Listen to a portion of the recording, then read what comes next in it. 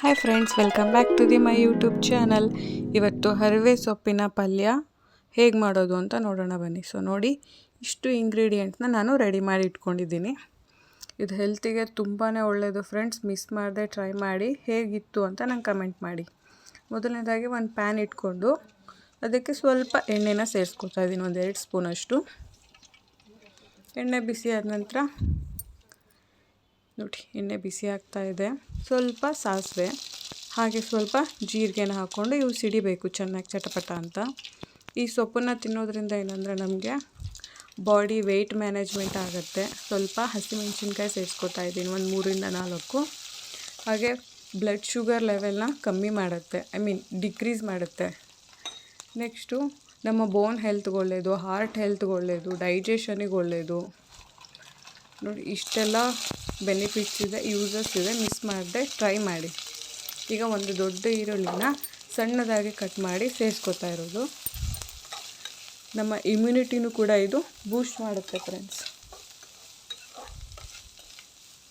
ನೋಡಿ, ಚೆನ್ನಾಗಿ ಫ್ರೈ ಮಾಡ್ಕೋಬೇಕು ಈ ಥರ ಕೆಂಪಗಾಗೋವರೆಗೂ.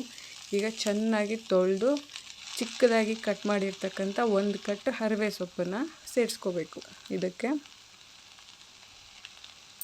ನೋಡಿ, ಚೆನ್ನಾಗಿ ತೊಳೆದು ಕಟ್ ಮಾಡಿ ಸೇರಿಸ್ಕೊಳ್ಳಿ. ಚೆನ್ನಾಗಿ ಮಿಕ್ಸ್ ಮಾಡ್ಕೊಳ್ಳಿ. ಸೊಪ್ಪಲ್ಲಿ ಚಿಕ್ಕ ಚಿಕ್ಕ ಕಲ್ಲುಗಳಿರುತ್ತೆ ಅಲ್ವ, ಹಾಗಾಗಿ ಅಗೇನ್ ಹೇಳಿದೆ, ಮಿಕ್ಸ್ ಮಾಡ್ಕೊಳ್ಳಿ ಚೆನ್ನಾಗಿ.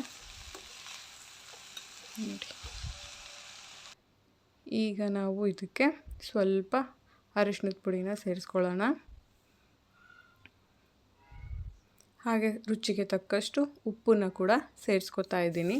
ಮಾಡೋದು ತುಂಬ ಸಿಂಪಲ್ಲು, ಟೇಸ್ಟ್ ಮಾತ್ರ ತುಂಬಾ ಚೆನ್ನಾಗಿ ಬರುತ್ತೆ.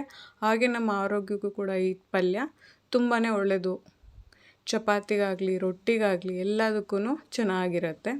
ಕಡೆಗೆ ಸ್ವಲ್ಪ ತೆಂಗಿನಕಾಯಿ ತುರಿನ ಸೇರಿಸ್ಕೊತಾ ಇದ್ದೀನಿ. ನೋಡ್ತಾ ಇರ್ಬೋದು, ಇಷ್ಟು ಸಿಂಪಲ್ಲಾದ ಹೆಲ್ದಿಯಾದ ರೆಸಿಪಿಯಾಗಿತ್ತು ಇವತ್ತಿಂದು.